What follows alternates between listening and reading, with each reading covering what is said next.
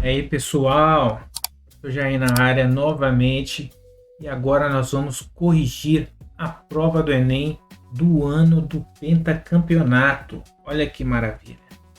O ano do pentacampeonato é 2002, exatamente. Então vamos começar logo essa bagaça. Olha só que maravilha. E as questões de química? A primeira questão começa na número 4. Falando sobre chuva ácida, que fala o seguinte: a chuva em locais não poluídos é levemente ácida. Em locais onde os níveis de poluição são altos, os valores de pH da chuva podem ficar abaixo de 5,5. Isso quer dizer o quê? E chuvas que têm o pH entre 5,5 e 7, elas são um pouquinho ácidas, mas não são consideradas como chuva ácida ambientalmente falando. Então, com pH abaixo de 5,5, a acidez já está um pouquinho mais elevada, aí sim são aquelas chuvas que causam um prejuízo à natureza aí, né? Então, chuvas abaixo desse 5,5 de pH são consideradas as chuvas ácidas. Então, a denominação de chuva ácida, esse tipo de chuva causa prejuízo nas mais diversas áreas: construção civil, agricultura, monumentos históricos, entre outros.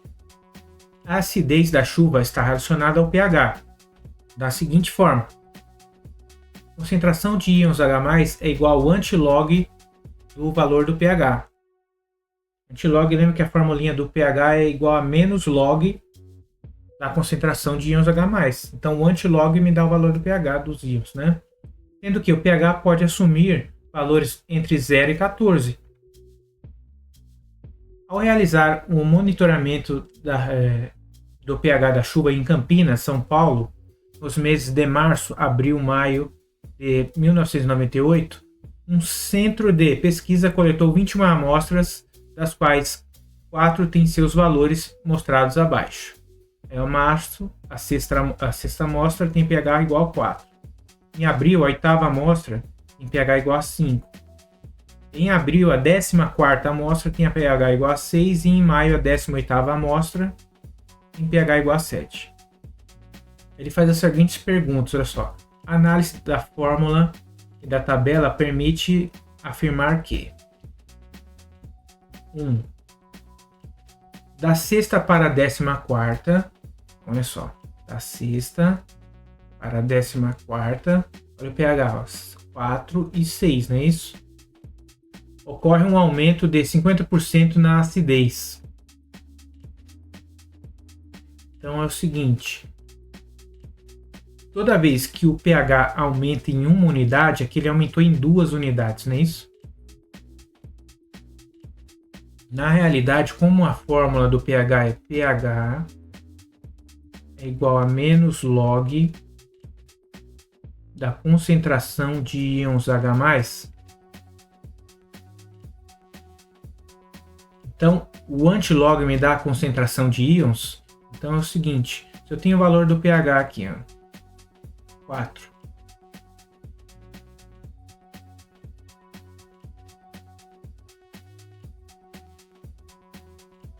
o antilog é justamente 10 elevado a menos 4. Tá? Certo, mas e daí? E daí que é o seguinte: o antilog aqui é 10 elevado a menos 6. Isso aqui é igual ao valor da concentração. Daqui não está só 50% a mais da acidez. Daqui, cada vez que eu aumento em uma unidade aqui, eu aumento 10 vezes mais. Então, se o número do pH ele aumenta em uma unidade, faço uma diluição em 10 vezes, não em 50%. Está muito mais que isso. E se eu diminuo em uma unidade, eu aumento a concentração de íons H+ em 10 vezes também do mesmo jeito. Então, é o seguinte: a primeira ela está errada. falsa. A 18ª amostra é a menos ácida dentre dentre as respostas. A 18ª amostra, olha só, pH igual a 7. pH 7 é neutro. A escala de pH, lembrando, ela vai de 0 até a 14. Sendo que menor que 7 é substância ácida e maior que 7 é substância alcalina ou básica. Igual a 7 é substância neutra. Então, abaixo de 7 aqui, ó, todas elas vão ter uma determinada acidez. Quanto menor, mais ácido é. Então, a 2 ela está correta. Ela é a menos ácida. No caso, ela é neutra, né? Ela é correta, verdadeira. A 3, a 8ª amostra é 10 vezes mais ácida do que a 14ª. Então, a 8ª e a 14ª. Lembra que eu falei? Quando aumenta em uma unidade, o pH ele aumenta, a concentração de NaOH+, ele aumenta ou diminui em 10 vezes? Então está correto. Então a 3 ela é verdadeira. Tá? A 3 ela é verdadeira. E a 4, as únicas amostras de chuvas denominadas ácidas são a 6 e a 8. Amostra, a 6ª amostra e a 8ª amostra. Lembra que aqui o pH da chuva, que eram consideradas ácidas, era abaixo de 5,5? E é justamente essas duas aqui. Então ela também é verdadeira. Questões, a alternativa que tem a 2, a 3 e a 4 como verdadeira é o quê? Alternativa E. Então, lembrando o pH, a formulinha do pH é igual a menos log da concentração e a concentração é igual ao antilog do pH, né? É o inverso. É 10 elevado ao valor do pH. 10 elevado a x. Então vamos para a próxima questão. Agora, questão de número 6. Ela fala o seguinte, ó.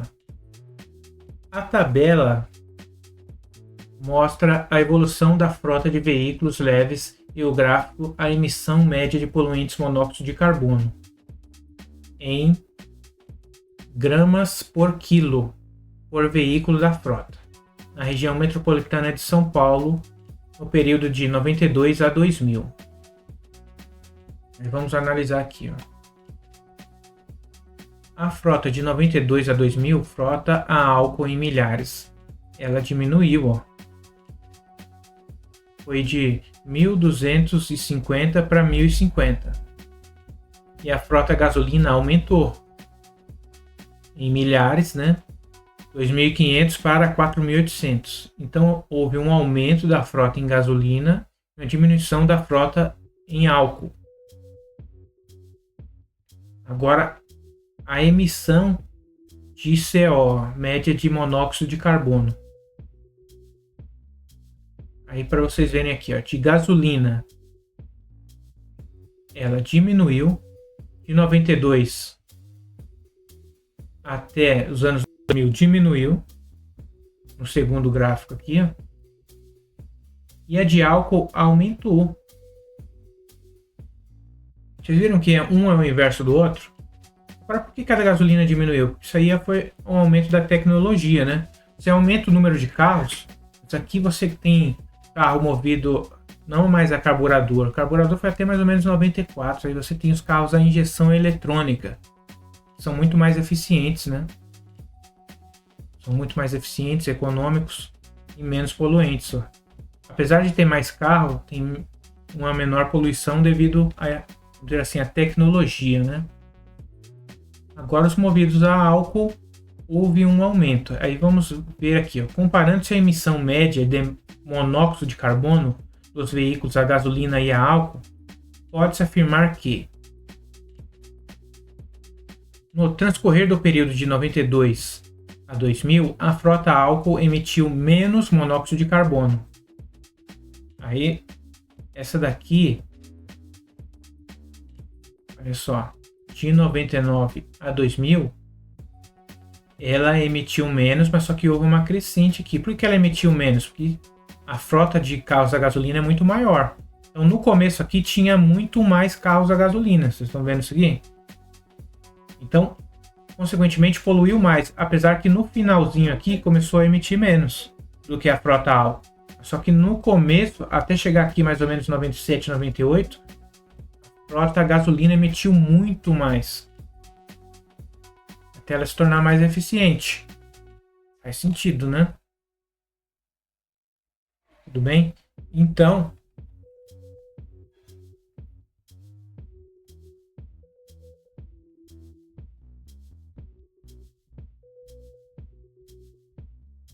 somente aqui, em 97, 98, o motor a álcool se torna mais poluente. Então ele fala, no transcorrer de 1992 a 2000. Se fosse só nesse trechinho aqui, aí não seria verdadeiro, tá? Então ela é verdadeira. Em meados de 1997, o veículo a gasolina passou a poluir menos que o veículo a álcool. Verdadeiro. Aqui, ó. Passou a poluir menos que o veículo movido a álcool. Agora vamos para o 3. O veículo a álcool passou por um aprimoramento tecnológico. Então, na realidade não passou, porque se tivesse passado, a emissão teria diminuído. Vocês concordam comigo? Então se manteve com a mesma tecnologia, só que o carro a gasolina, ele com a injeção eletrônica, ele ganhou uma eficiência maior. Então emitindo menos. Fantástico, né? Então essa daqui é falsa. Então tem a 1 e a 2. Qual que é a alternativa que tem a 1 e a 2? Alternativa B. B de bombom. Vamos para a questão de número 17. O milho verde recém-colhido tem um sabor adocicado. Já o milho verde comprado na feira, 1 ou 2 dias depois de colhido, não é mais tão doce, pois cerca de 50% dos carboidratos responsáveis pelo sabor adocicado são convertidos em amido nas primeiras 24 horas. Isso é pertinente, hein? Para preservar o sabor do milho verde, pode-se usar o seguinte procedimento em 3 etapas. E vamos lá, olha só. 1. Descascar e mergulhar as espigas em água fervente por alguns minutos. Aí nós temos aqui 2. Resfriá-las em água corrente. 3. Conservá-las na geladeira. Aí, a preservação do sabor original do milho verde, pelo procedimento descrito, pode ser explicada pelo seguinte argumento. Aí nós temos aqui a alternativa A. O choque térmico converte as proteínas do milho em amido até a saturação. Este ocupa o lugar do amido, que seria formado espontaneamente. Não, se você converte as proteínas, eu preciso das proteínas. Eu preciso manter as proteínas. Eu não quero converter elas. Porque se eu converto elas em amido, aí eu causo o problema que eu citei aqui, foi citado aqui em cima, de perder o sabor adocicado aqui do milho. Tá? B. A água fervente e o resfriamento impermeabilizam a casca dos grãos de milho, impedindo a difusão de oxigênio e a oxidação da glicose. Aí que tá. A água fervente e o resfriamento não impermeabilizam, não. Eles dão um choque térmico, não é isso? Se você esquenta e resfria, dá um choque térmico e ele impede o que? A ação microbiana, mas não tem nada a ver com impermeabilização, tá? Agora, C. As enzimas responsáveis pela conversão desses carboidratos, olha só, as enzimas, a palavra-chave aqui, enzima, Esses carboidratos em amido são desnaturadas pelo tratamento com água quente. Olha, perfeito. Primeiro, o que é uma enzima? A enzima é uma estrutura, uma molécula carbônica que ela é gigantesca e ela tem um formato. Se eu esquento ou esfrio tal, eu vou lá e... O que é desnaturar uma enzima? É você mudar o formato. Ela vai lá e muda o formato dela. Se eu mudo o formato dela por algum procedimento, ela para de funcionar. É o que chama de desnaturação de enzimas, né? Enzimática. E esse procedimento ele causa justamente isso, que é essa enzima que vai quebrar ali os carboidratos. Aí, por esse procedimento, eu faço com que essas enzimas não quebrem os carboidratos, que não vai manter o sabor por mais tempo. Perfeito. D.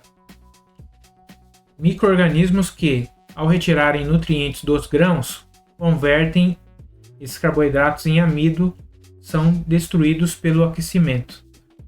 Não, aqui não tem nada a ver. Os micro-organismos eles vão deteriorar o alimento, tudo bem, mas não é por isso que mantém, tá? Esse procedimento ele vai desnaturar as enzimas. Isso não é por causa dos micro-organismos. O aquecimento desidrata os grãos de milho, alterando o meio de difusão, onde ocorreria espontaneamente a transformação desses carboidratos em amido. Então, mas como é que você vai desidratar mergulhando eles na água? E depois resfriá-los em água? Então, não faz nem sentido isso aqui. Então nós temos a alternativa C como sendo a correta. Vamos para a próxima. Questão de número 24 do Enem de 2002. Fala o seguinte: quando definem moléculas, os livros geralmente apresentam conceitos como a menor parte da substância capaz de guardar suas propriedades. A partir de definições desse tipo, a ideia transmitida ao estudante é a de que o constituinte isolado moléculas contém os atributos do todo. É como dizem que uma molécula de água possui densidade e pressão de vapor, tensão superficial, ponto de fusão, ponto de ebulição, etc. Tais propriedades pertencem ao conjunto em si. Ao conjunto, isto é, manifestam-se nas relações entre as moléculas mantém entre si. O texto evidencia a chamada visão substancialista, que ainda se encontra presente no ensino de química. Abaixo estão relacionadas algumas afirmativas pertinentes ao assunto. Aí tem aqui as alternativas, né? O ouro é dourado, pois seus átomos são dourados. Aí, vamos só ver aqui o que ele quer. Dessas afirmativas estão apoiadas na visão substancialista, criticada pelo autor apenas. Então, a visão substancialista, ela pega da visão da substância como um todo e vamos dizer assim, e fala sobre as suas propriedades. Então, o ouro é dourado, mas só que os átomos individualmente eles não vão ser. Olha só, o ouro é dourado pois seus átomos são dourados. Isso é justamente a visão substancialista. Ele pega da substância para falar sobre as propriedades dos átomos ou moléculas. É justamente isso. Isso daqui está de acordo com o que o autor está criticando aqui. Uma substância macia não pode ser feita de moléculas rígidas. Para você ver, você pega, por exemplo, uma substância mais maleável. Então, os átomos dessa substância seriam maleáveis também. Eu falei, não necessariamente, né? Mas isso tem tudo a ver com a visão que o autor está querendo dizer.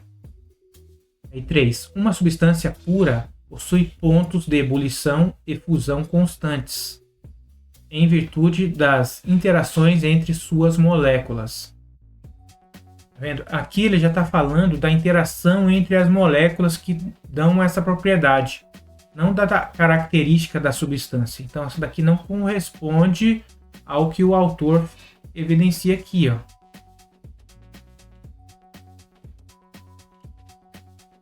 E vamos para a última. A expansão dos objetos com a temperatura ocorre porque os átomos se expandem.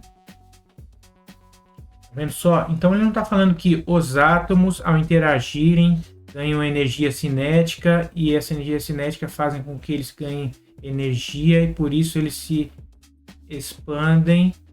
Não, ele está falando que a temperatura faz com que os átomos eles se expandem. Não é isso que acontece, tá vendo? Isso é uma visão equivocada, que é o que o autor está combatendo aqui.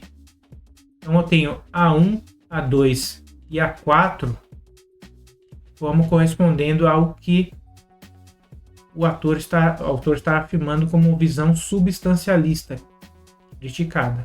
Porque tem a alternativa 1, 2 e 4, a alternativa D. Esse texto aqui, gente, ele está fazendo uma crítica a uma visão sobre substâncias químicas, tá? Uma visão errada de você compreender as propriedades das substâncias. A próxima. Questão de número 33. Segundo matéria publicada em um jornal brasileiro, todo o lixo orgânico produzido pelo Brasil hoje, cerca de 20 milhões de toneladas por ano, seria capaz de aumentar em 15% a oferta de energia elétrica. Isso representa a metade da energia produzida pela hidrelétrica de Itaipu. O segredo está na celullignina, combustível sólido gerado a partir de um processo químico a que são submetidos os resíduos orgânicos. Independentemente da viabilidade econômica desse processo, ainda em fase de pesquisa, na produção de energia pela técnica citada nessa matéria, a celullignina faria o mesmo papel. Aí o que você pega? Você pega o lixo orgânico, todo o lixo orgânico, o resto de comida e tudo mais, e transforma nessa celullignina aqui. Só que ainda não é um processo viável economicamente, né? Ó, independente, segundo o texto aqui. Aí ele fala o seguinte, ó. Ainda em fase de pesquisa, a produção de energia pela técnica citada nessa matéria de celullignina faria o mesmo papel. Temos aqui a alternativa A, do gás natural em uma usina termoelétrica. O gás natural, meus queridos, ele pode ser obtido também de lixo orgânico, tá? Matéria orgânica, perdão. Só que ele pode ser obtido de jazidas também, né? Mas é o seguinte. Ele sendo usado em termoelétrica, tá perfeito. Isso mesmo, agora só o 2. Do vapor d'água em uma usina termoelétrica. Então, o vapor d'água, ele não vai ser utilizado em termoelétrica. Isso aqui não vai ser utilizado para produzir energia. Eu preciso esquentar e produzir o vapor para gerar uma turbina, mas só que o que vai ser queimado não vai ser o vapor d'água. Vocês estão me entendendo? Ele não vai ser o combustível. Da queda d'água em uma usina hidrelétrica. Também não. Aqui eu não estou produzindo um combustível. Das pás das turbinas em uma usina eólica. Não. Do reator nuclear em uma usina termoelétrica.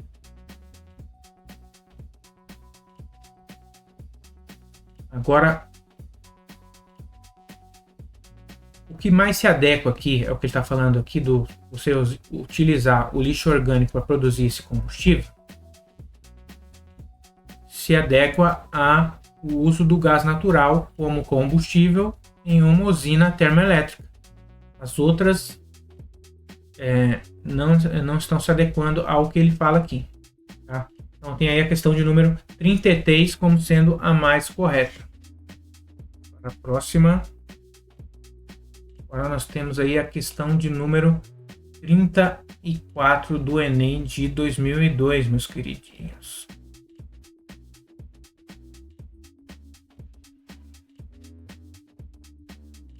Bom, já que no outro a gente estava falando de combustão, teria que ter um combustível.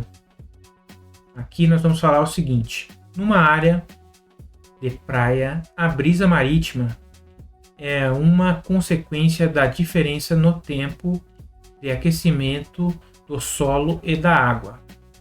Então eu tenho um aumento da temperatura ali na atmosfera próxima daquela região. Então há um aumento da temperatura, uma diminuição da densidade ali devido às moléculas de ar ali se expandirem, e elas fazem o que? Elas têm um movimento ascendente, elas sobem. Então aonde está mais frio, teoricamente, ele tende a preencher esse lugar onde o ar subiu. Então, onde cria uma zona de baixa pressão, tem essa parte de mais alta pressão e tende a ocupar esse espaço. Então, cria esse movimento de brisa marítima, né? Devido a essa diferença de temperatura e pressão.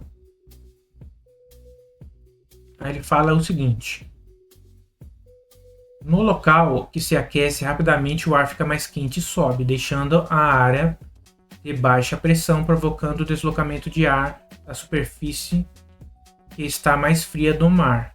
Então, o ar quente aqui na Terra sobe e o ar frio aqui no mar, ele vem lateralmente fazendo essa brisa marítima, ocupando esse espaço aqui.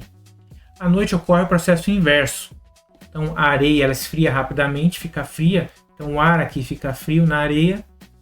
E no mar ainda, como a água ela demora para esfriar, ainda vai estar quente, vai estar liberando aquele calor que ganhou durante o dia. Então aqui vai estar levemente mais quente, então inverte-se a brisa do continente sentido oceano. Como a água leva mais tempo para esquentar o dia, mas também leva mais tempo para esfriar à noite, o fenômeno noturno brisa terrestre pode ser explicado da seguinte maneira. Nós temos aqui a alternativa A.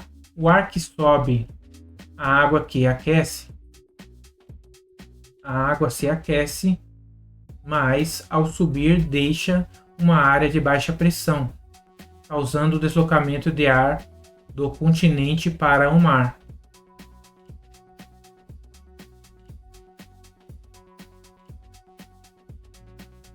Então, isso aqui depende, olha só, é só que ele fala do fenômeno da brisa noturna, então é verdadeiro. O fenômeno noturno brisa terrestre pode ser explicado. Então é o fenômeno noturno que ele está falando. O diurno é o inverso, tá? Mas o noturno está adequado com o que ele fala aqui no ar. B. O ar mais quente desce. Não, o ar quente sobe, nunca desce, tá? Então já está errado aqui no começo. O ar que está sobre o mar se esfria. Não é que ele não se esfria, mas só que ele vai demorar mais do que o que está na Terra, né? Por quê? Porque a água do mar ele vai ainda estar soltando, liberando aquela energia que ele ganhou durante o dia. Então ele vai esfriar mais lentamente do que o ar terrestre aqui. Está errado. O ar que está sobre a água se esfria. Não. Como eu falei. O ar sobre o solo mais quente. Não, o ar sobre o solo durante a noite vai estar mais frio. E a areia ela esfria mais rapidamente do que a água do mar que ganhou energia durante o dia. Ela demora mais tempo. Então nós temos a alternativa A. Aquela coisa, é a capacidade calorífica, né? O calor específico. Então o calor específico da água, da areia, são diferentes. Então a água ela demora para esquentar e ela demora para esfriar. A areia ela esquenta rápido, só que ela esfria rápido também. Por isso que causa esse fenômeno da brisa, né? Então vamos para a próxima. Então de número 40. ela fala o seguinte, olha.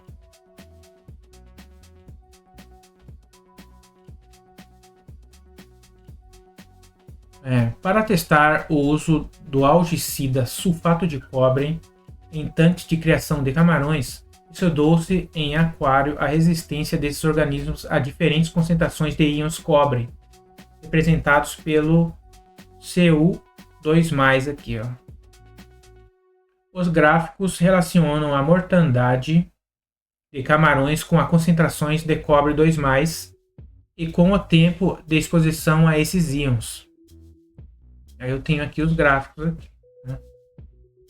Porcentagem de camarões mortos, concentração de íons cobre 2+. Então, eu vou aumentando a concentração aqui em miligrama por litro. A partir de 2 miligramas por litro, a morte começa a se tornar aqui, ó, porcentagem imensa. Quando eu chego aqui em 10 miligramas, já morreu tudo os camarões, ó. Aí aqui eu tenho o tempo, ó. Tempo de exposição em horas. Então, se eu tenho uma concentração menor, eu posso expor eles a essas concentrações aí por mais tempo. Se eu tenho uma concentração menor, pouquíssimo tempo aqui, ó, menos de 1 hora já morre tudo, entendeu? Então, quanto maior a concentração, menor é o tempo de exposição. Quanto maior a concentração, menor é o tempo de exposição. E aqui, a porcentagem de mortes, quanto maior a concentração,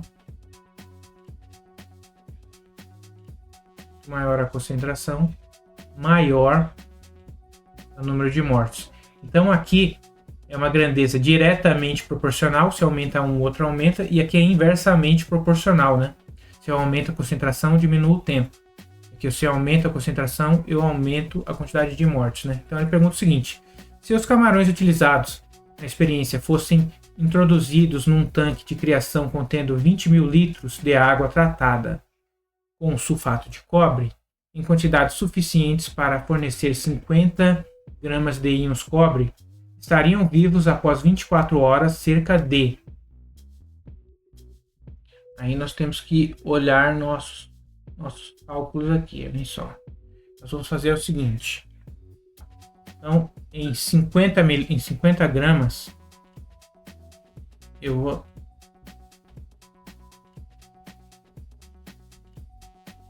ter 20.000 litros. Em 1 litro, quantos gramas eu vou ter? Isso é a regrinha de 3. 50 vezes 1, 50 dividido por 20.000. Então, 50 dividido por 20.000, vou ter a quantidade em gramas.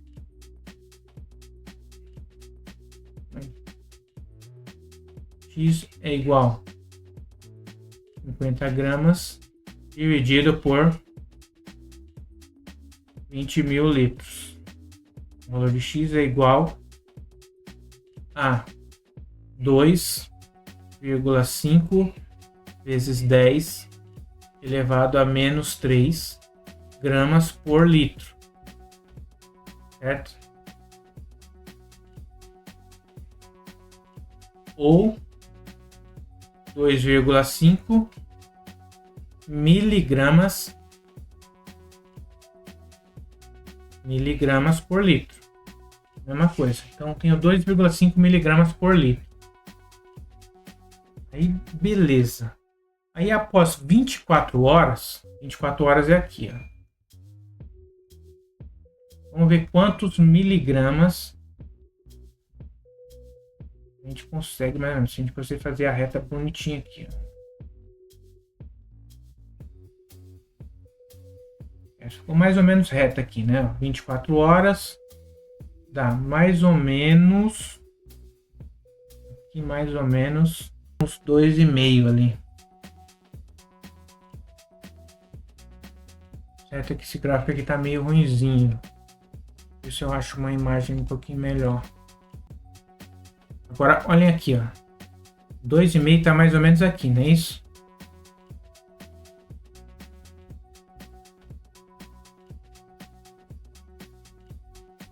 Isso daqui vai me dar mais ou menos metade, ó, 50%. Metade, 0,5. Então, 1,5. Então, alternativa C. Então, tinha que analisar primeiro o gráfico aqui do tempo, né? 24 horas tem 2,5, 2 gramas e meia, não é isso? Ok, dá aqui. Aí aqui eu vou analisar 2,5 pelo outro gráfico, porcentagem aqui de mortandade, quantos vai estar ainda vivo, né? 50%. Ou 1 dividido por 2 aí, 0,5. Para o próximo. Então, de número 48. Temos o seguinte. Em março de 2001, o presidente dos Estados Unidos da América, George W. Bush, causou polêmica ao contestar o Pacto de Quioto, dizendo que o acordo é prejudicial à economia norte-americana em um momento em que o país passa por uma crise de energia. O Protocolo de Quioto prevê que os países industrializados reduzam suas emissões de CO2 até 2012 em 5,2% em relação aos níveis de 1990. Aí, o gráfico mostra o total de CO2 emitido nos últimos 50 anos por alguns países, juntamente com os valores de emissões máxima de CO2 por habitante no ano de 1999. Dados populacionais aproximados, número de habitantes, Estados Unidos 240 milhões, Brasil 160 milhões. Aí tem aqui, ó. Se o Brasil mantivesse constante a sua população e o seu índice anual máximo de emissão de CO2, o tempo necessário para o Brasil atingir o acúmulo atual dos Estados Unidos seria aproximadamente igual a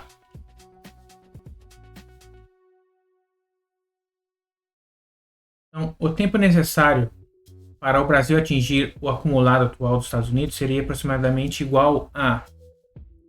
Aí, se a gente olhar aqui o gráfico aqui, nós temos um total de emissões de CO2 desde 1950.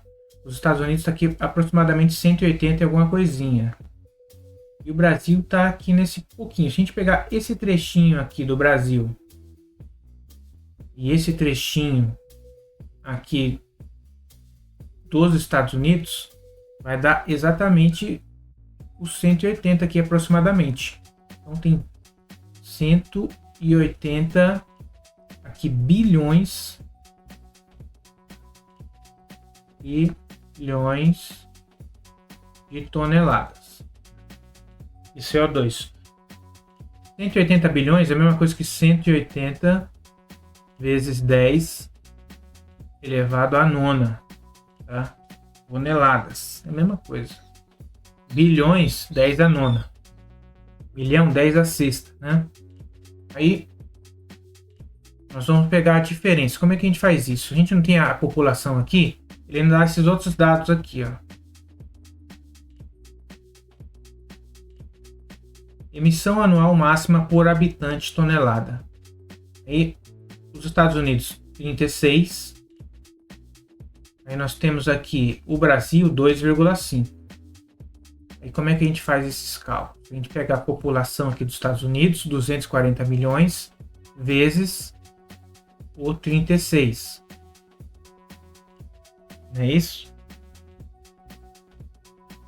Aí isso daqui vai me dar um total de 5.760 vezes 10 a sexta toneladas por ano, né? E no Brasil tem 160 milhões naquela época, 160 milhões de habitantes. Vezes o 2,5 aqui. Aqui tonelada, né? Por habitante. Isso aqui vai nos dar 400 vezes 10 a sexta tonelada. Lembra que aqui é bilhões, tá? Bilhões é o 10 a nona lá, tá? Vai dar 10 a sexta, aquela coisa toda. Então, essa quantidade aqui é no Brasil. Nos Estados Unidos, né, 180 vezes 10 a nona. No Brasil, né, 400 vezes 10 a sexta. Por ano, isso aqui, ó, por ano. Também, ó, por ano. A gente tem que comparar um com o outro, né? Aí é o seguinte. Vamos ver se a gente acha um espaço aqui. Fazer aqui, ó. Então eu tenho 400 vezes 10 a sexta em um ano. E os Estados Unidos tem 180 vezes 10 a nona. Aí quantos anos eu vou demorar? X anos. É só fazer essa conta aqui, ó. 180 vezes 10 a nona vezes 1 é a mesma coisa. Isso aqui dividido por 400 vezes 10 a sexta. Eu divido esse 180 vezes 10 a nona por 400 vezes 10 a sexta. E vai me dar um valor de aproximadamente 450 anos.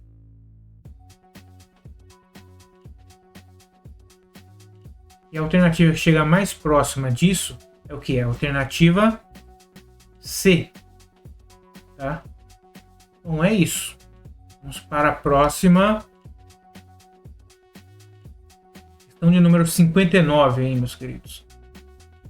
Nas discussões sobre a existência de vida fora da Terra, Marte tem sido um forte candidato a hospedar vida. No entanto, há ainda uma enorme variação de critérios e considerações sobre a habitabilidade de Marte, especialmente no que diz respeito à existência ou não de água líquida. Alguns dados comparativos entre a Terra e Marte estão apresentados na tabela. Aí tem aqui, ó. Planeta Terra, 149 milhões, distância de quilômetros do Sol. Marte está a 228 milhões de quilômetros. Massa em relação à terrestre, ela é bem menor do que a Terra, né? Então, temos aqui 18% da massa terrestre é a massa de Marte, né? Aceleração da gravidade. A gravidade na Terra ela é maior do que em Marte, devido a massa de Marte ser bem menor, né? Então, na Terra, a gravidade tem uma aceleração de 9,8 metros por segundo ao quadrado e em Marte 3,7. Composição da atmosfera, gases predominantes, nitrogênio e oxigênio. E em Marte, CO2. Temperatura média 15 graus Celsius e em Marte menos 55 graus Celsius. Com base nesses dados, é possível afirmar que, dentre os fatores abaixo, aquele mais adverso à existência de água líquida em Marte, em sua... Aí nós vamos ver aqui a existência de água líquida. Aí nós temos lá, grande distância do Sol. Não. Será que tem a ver, mas não é isso que ele quer saber. Massa pequena? Não, isso aqui não tem nada a ver com a água líquida. Aceleração da gravidade pequena? Também não. Atmosfera rica em CO2? Não. Não estou falando da atmosfera, que é água líquida. Temperatura média muito baixa? Sim, porque a água ela vai estar líquida acima da temperatura maior do que 0 graus Celsius. Então, se a temperatura média é menos 55 graus Celsius, se tiver água lá, vai estar sólida, no estado sólido. Vai ter só gelo. Então, o principal fator é o que? A temperatura muito baixa. Na minha opinião, está relacionado aqui com a distância do Sol também. Quanto mais distante, mais frio, né? Menos energia, tá, mas tudo bem. Mas quer dizer aqui que ele queria como resposta que a temperatura média é muito baixa. Então vamos para a próxima. As áreas numeradas no gráfico mostram a composição em volume aproximada dos gases na atmosfera terrestre desde a sua formação até os dias atuais. Certo? Eu tenho o tempo ali e a composição. Aí nós temos a seguinte afirmativa. Considerando apenas a composição atmosférica, isolando outros fatores, pode-se afirmar que... Aí ele fala aqui, ó, não pode ser detectados fósseis de seres aeróbicos anteriores a 2,9 bilhões de anos. Então, seres aeróbicos são seres que precisam o quê? De oxigênio. Oxigênio é o 6 aqui, ó. Então é isso aqui, ó. Então ele fala o quê? 2,9. Então, não podem ser detectados fósseis de seres aeróbicos anteriormente a 2,9 bilhões de anos. Então, se eu tenho mais do que 2,9 bilhões de anos, 3, 4, 5 bilhões de anos, então anteriormente a esse tempo, não tem oxigênio. Então, não tem oxigênio na atmosfera. Então, é verdadeira. 2. As grandes florestas poderiam ter existido há aproximadamente 3,5 bilhões de anos. 3,5 está aqui. Aí, as grandes florestas precisam bastante o quê? Gás carbônico, não é isso? O 5, ó. A 3,5 poderia ter existido sim. Agora, por que precisa de bastante gás carbônico? Porque tem um processinho que as plantas fazem, que é o chamado fotossíntese, não é isso? Precisa de bastante gás carbônico, né? Então, florestas gigantescas, né? Grandes florestas poderiam ter existido. Poderiam sim, a 3,5 poderiam. Tem bastante gás carbônico aqui, ó. Já. Nessa parte aqui não tem tanto gás carbônico na atmosfera, tá vendo? Aqui não vai ter tanta vegetação e nem vegetação tão grande assim. A 2 ela é verdadeira, tá? 3,5 poderia, porque tem bastante já gás carbônico aqui nessa parte. E aqui está começando o quê? A produzir oxigênio. Isso indica o quê? Começando a ter uma vegetação maior. Por isso que tem essa produção de oxigênio aqui, ó. Os organismos fazem a famosa fotossíntese. Olha que maravilha. Então aqui com certeza já poderia começar. Aí nós temos o 3. O ser humano poderia existir há aproximadamente 2,5 bilhões de anos? 2,5 bilhões? Aqui ainda não. Aqui ainda não. Porque a concentração de oxigênio aqui seria baixíssima, né? Seria mais ou menos uns 5% da concentração.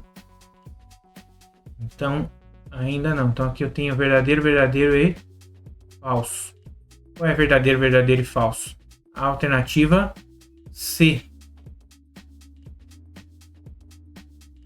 1 e 2. Tudo bem? Para a próxima.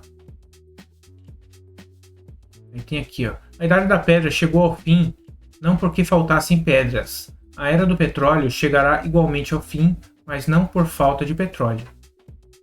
Considerando as características que envolvem a utilização de matérias-primas citadas no texto em diferentes contextos históricos e geográficos, é correto afirmar que, de acordo com o autor, a exemplo do que aconteceu na Idade da Pedra, o fim da Era do Petróleo estaria relacionado...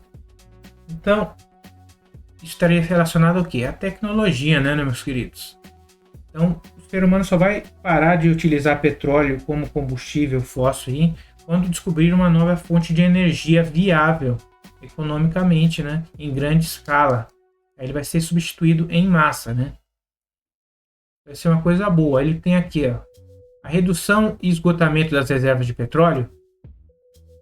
Não, o próprio texto fala que A idade da pedra não acabou por falta de pedra, e a de petróleo não vai acabar por falta de petróleo, mas sim por quê? Por desenvolvimento tecnológico. Ao desenvolvimento tecnológico e a utilização de novas fontes de energia? Sim. Aí nós temos aqui, ao desenvolvimento de transportes e, consequentemente, aumento do consumo de energia? Não. Ao excesso de produção e, consequentemente, desvalorização do barril de petróleo? Não. A diminuição das ações humanas sobre o meio ambiente? Também não. Então, nós temos aqui o B como correto. E chegamos ao fim de mais um Enem, meus queridos. Foi bem trabalhoso esse de 2002. Temos algumas questões aí com cálculos, tal, poucas, mas muitas questões conceituais. E nós ficamos por aqui. Só relembrando, vocês têm o quê? Fazer exercícios. Senão vocês não vão aprender nada, meus queridos. Ou faz exercício ou não fixa. Ou vocês vão entender, mas não vão compreender e muito menos aprender. Beleza? Se gostaram, deixa um like aí, deixa uma curtida, beleza? E até a próxima correção do Enem. Tchau, tchau.